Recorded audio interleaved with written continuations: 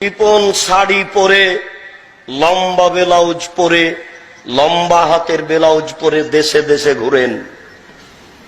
শুনুন, হজ মৌসুমে হজ করেন, রমজান মাসে উমরা করেন।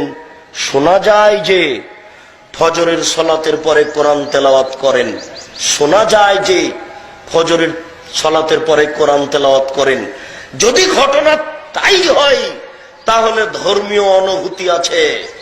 যদি ধর্মীয় অনুভূতি থেকে থাকে, 40 বছর পরে যদি বিচার চলে, এই কটূক্তির বিচার চলে না কেন? 24 ঘন্টার মধ্যে কটু মন্তব্যের বিচার করতে হবে, এটাই শরীয়ত। আমি আপনার কাছে আমি দাবি রাখবো কেন?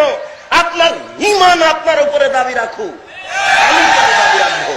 আমি জানি যে আপনি রমজানে উমরা করতে যান, দেশবাসী জানে আপনি হজ সফরে যান, দেশবাসী জানে আপনার পোশাকের কথা।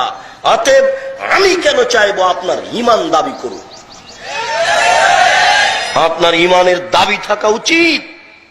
এই বাংলার মাটিতে যেখানে শতকরা 90 জন মুসলমান, সেখানে নবীর উপরে কটু মন্তব্য হবে মানে?